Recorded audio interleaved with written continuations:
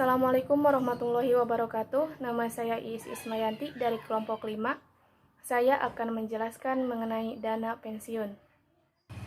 Menurut Undang-Undang Nomor 11 Tahun 1992, dana pensiun adalah badan hukum yang mengelola dan menjalankan program yang menjanjikan manfaat pensiun bagi pesertanya. Dalam perusahaan, karyawan memiliki risiko pekerjaan, baik itu kecelakaan kerja ataupun yang lainnya, sehingga karyawan tersebut memerlukan kesejahteraan di masa sekarang dan di masa yang akan datang. Nah, perusahaan di sini membuat program pensiun, yaitu dana pensiun. Selanjutnya, ke tujuan penyelenggaraan dana pensiun. Bagi pemberi kerja, yang pertama ada kewajiban moral. Jadi di sini perusahaan mempunyai kewajiban moral untuk memberikan rasa aman kepada karyawannya pada saat mencapai usia pensiun. Yang kedua ada loyalitas. Jaminan yang diberikan untuk karyawan akan memberikan dampak positif bagi perusahaan. Karyawan akan termotivasi untuk bekerja lebih baik dengan loyalitas dan dedikasi yang tinggi.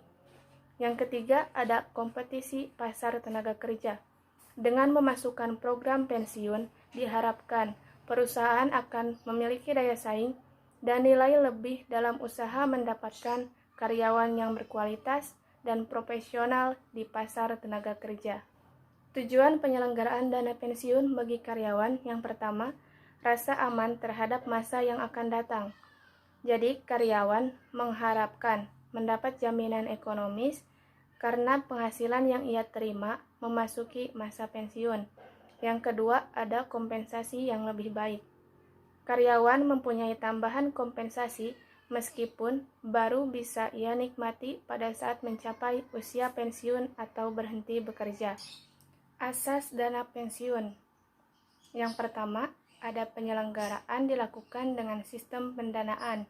Yang kedua, pemisahan kekayaan dana pensiun dari kekayaan pendiri. Yang ketiga, kesempatan untuk mendirikan dana pensiun. Yang keempat, penundaan manfaat. Yang kelima, pembinaan dan pengawasan. Setelah asas ada fungsi. Yang pertama, asuransi. Nah, peserta yang meninggal dunia atau cacat sebelum mencapai usia pensiun dapat diberikan uang tanggungan atas beban bersama dari dana pensiun.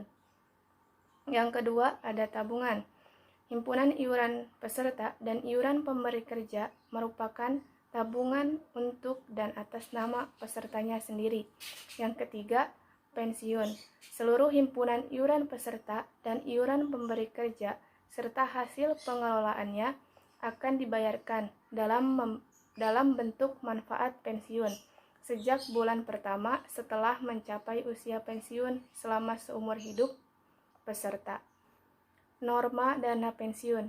Norma merupakan aturan-aturan yang ditentukan dalam melaksanakan program pensiun agar pihak peserta pensiun mendapat jaminan atas masa depannya setelah tidak dapat bekerja lagi.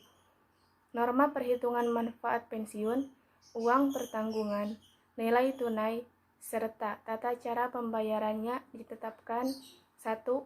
Manfaat pensiun untuk peserta dan keluarganya didasarkan atas himpunan iuran dalam cadangan wajib dari masa kepesertaan, ditambah bonus dari cadangan bonus untuk dan atas nama peserta.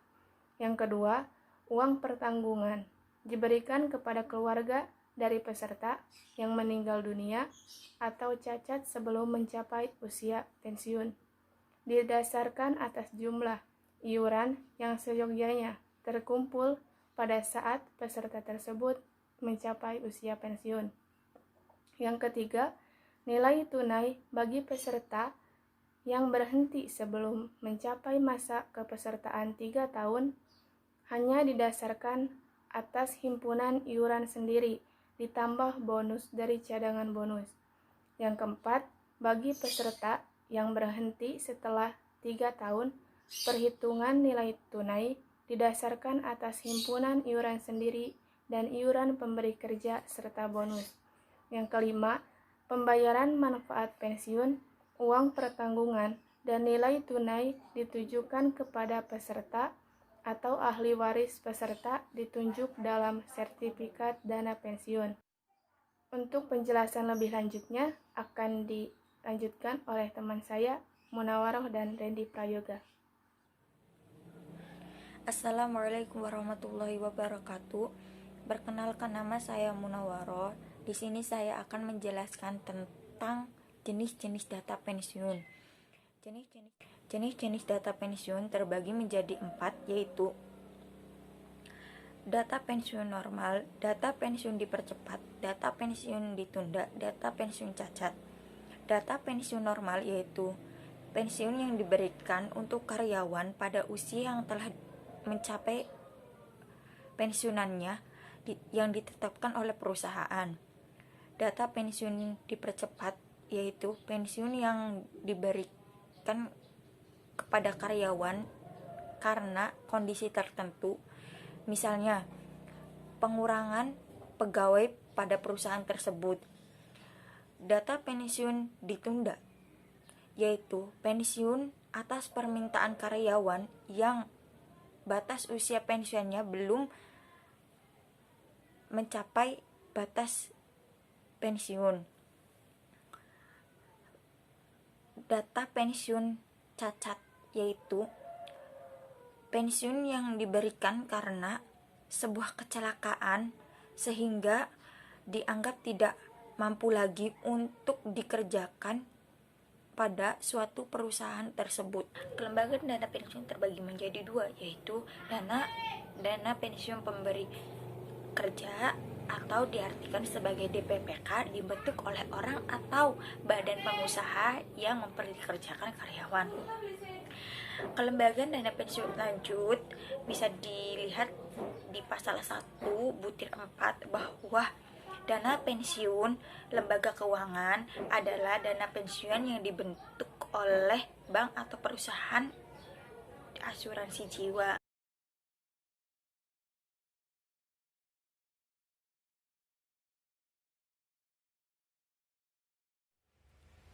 Assalamualaikum warahmatullahi wabarakatuh. Saya Randy Prayoga dari kelompok 5 akan melanjutkan materi yang sebelumnya teman saya bawakan. Materi kali ini saya akan menjelaskan tentang program dana pensiun. Program dana pensiun ada 3. Yang pertama, program iuran pasti, program pensiun manfaat pasti, dan program pensiun berdasarkan keuntungan. Program iuran pasti adalah program pensiun yang iurannya ditetapkan dalam peraturan dana pensiun dan seluruh iuran serta hasil pengembangannya dibukukan pada rekening masing-masing peserta sebagai manfaat pensiun. Program ini terbagi menjadi 2. Yang pertama, Money Purchase Plan, menetapkan jumlah iuran yang dibayarkan oleh karyawan dan pemberi kerja. Iuran dibukukan pada masing-masing rekening peserta, individual account, dan akumulasi pengembangannya. Kemudian yang kedua ada Saving Plan. Hampir sama dengan Money Purchase Plan, hanya perbedaan dalam hal iuran. Seluruhnya biasanya karyawan yang menentukan. Untuk menetapkan jumlah iuran, beberapa faktor perlu dipertimbangkan, antara lain besarnya nilai manfaat atau imbalan, usia rata-rata karyawan, skala gaji perusahaan yang bersangkutan, dan jumlah masa kerja. Yang kedua dari program dana pensiun ada pensiun manfaat pasti. Program pensiun manfaat pasti adalah program pensiun yang manfaatnya diterapkan dalam peraturan dana pensiun atau program pensiun lain yang bukan merupakan program pensiun iuran pasti. Untuk jenis program ini adalah program pensiun pendapatan terakhir, Final Earning Pension Plan, yang dihitung berdasarkan persentase tertentu dari gaji terakhir peserta pada saat mencapai usia pensiun. Yang ketiga ada program pensiun berdasarkan keuntungan.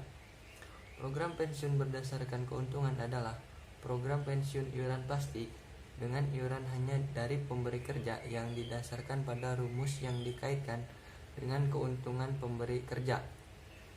Untuk menentukan jumlah iuran yang dibayarkan ini, dengan menggunakan program pensiun pembagian keuntungan atau profit sharing pension plan, yaitu program pensiun yang sumber pembiayaannya atau iurannya berasal dari persentase tertentu dari keuntungan yang diperoleh perusahaan sebelum pajak.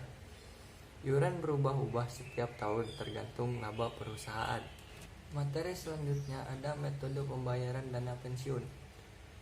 Metode pembayaran dana pensiun ada dua. Yang pertama metode pass as you go, yang kedua sistem pendanaan.